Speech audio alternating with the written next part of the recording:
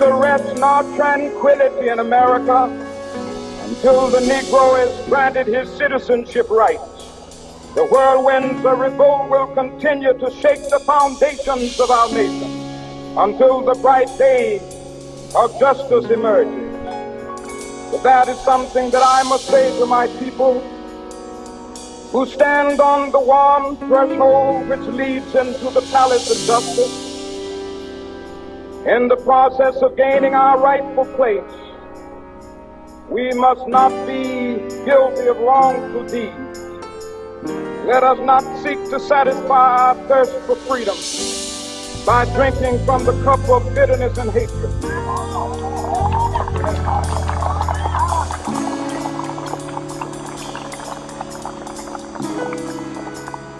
We must forever conduct our struggle on the high plane of dignity and discipline. We must not allow our creative protests to degenerate into physical violence. Again and again, we must rise to the majestic heights of meeting physical force with soul force. The marvelous new militancy which has engulfed the Negro community must not lead us to a distrust of all white people. For many of our white brothers, as evidenced by their presence here today, have come to realize that their destiny is tied up with our destiny.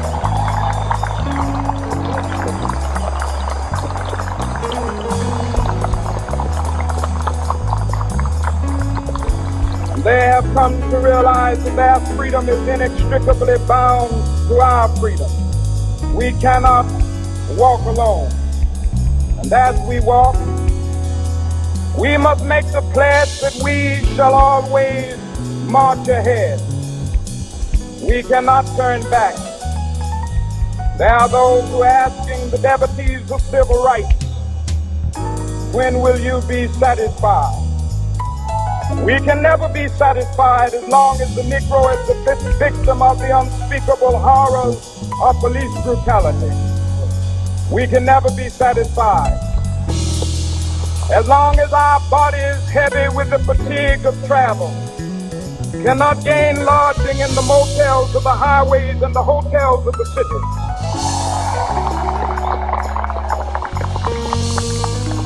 We cannot be satisfied as long as the Negro's basic mobility is from a smaller ghetto to a larger one. We can never be satisfied as long as our children are stripped of their selfhood and robbed of their dignity by signs stating for whites only.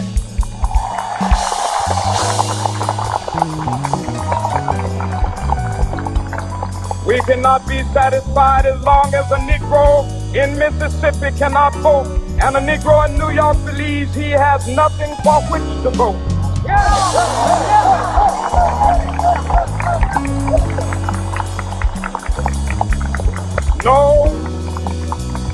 No, we are not satisfied, and we will not be satisfied until justice rolls down like waters and righteousness like a mighty stream.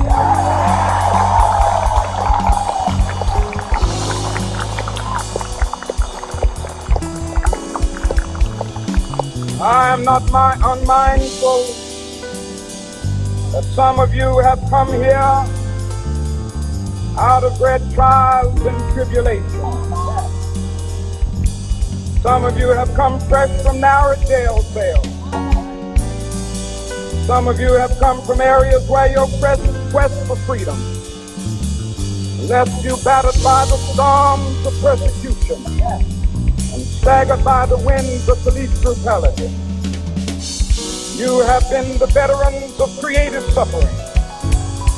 Continue to work with the faith that unearned suffering is redemptive. Go back to Mississippi. Go back to Alabama. Go back to South Carolina. Go back to Georgia. Go back to Louisiana. Go back to the slums and ghettos of our northern cities. Knowing that somehow this situation can and will be changed. Let us not wallow in the valley of despair. I say to you today, my friend,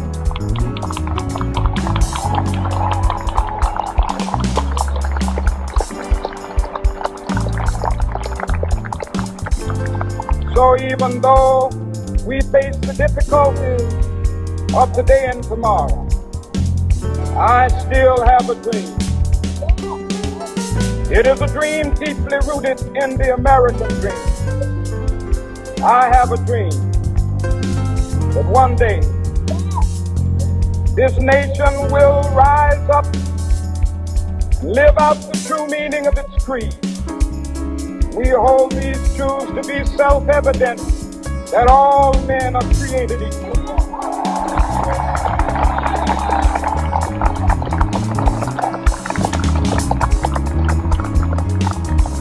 I have a dream that one day on the red hills of Georgia, the sons of former slaves and the sons of former slave owners will they be able to sit down together at the table of brotherhood. I have a dream that one day, even the state of Mississippi, a state sweltering with the heat of injustice, sweltering with the heat of oppression, will be transformed into an oasis of freedom and justice. I have a dream that my poor little children will one day live in a nation where they will not be judged by the color of their skin, but by the content of their character. I have a dream today.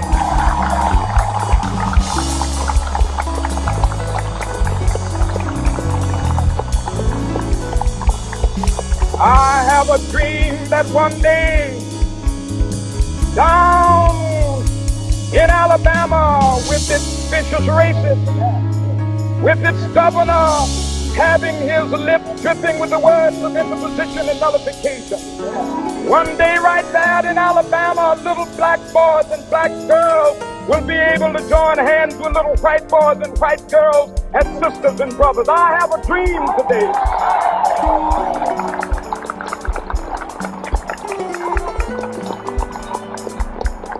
I have a dream that one day every valley shall be exalted, every hill and mountain shall be made low, the rough places will be made plain, and the crooked places will be made straight, and the glory of the Lord shall be revealed, and all flesh shall see it together. This is our hope. This is the faith that I go back to the South with. With this faith, we will be able to hew out of the mountain of despair a stone of hope. With this faith, we will be able to transform the jangling discords of our nation into a beautiful symphony of brotherhood. With this faith, we will be able to work together, to pray together, to struggle together, to go to jail together, to stand up for freedom together, knowing that we will be free one day. This will be the day. This will be the day when all of God's children will be able to sing with new meaning, "My country, 'tis of thee." Sweet land of liberty of thee I sing. Land where my fathers died, land of the pilgrims' pride. From every mountainside, let freedom ring. And if America is to be a great nation, this must become true. So let freedom ring from the prodigious hilltops of New Hampshire. Let freedom ring from the mighty mountains of New York. Let freedom ring from the hiking Alleghenies of Pennsylvania. Let freedom ring from the snow-capped Rockies of Colorado. Let freedom ring from the curvaceous slopes of California. But not only that, let freedom ring from Stone Mountain of Georgia. Let freedom ring from Lookout Mountain of Tennessee. Let freedom ring from every hill and molehill of Mississippi, from every mountainside. Let freedom ring, and when this happens, when we allow freedom ring, when we let it ring from every village and every hamlet, from every state and every city, we will be able to speed up that day when all of God's children, black men and white men, Jews and Gentiles, Protestants and Catholics, will be able to join hands and sing in the words of the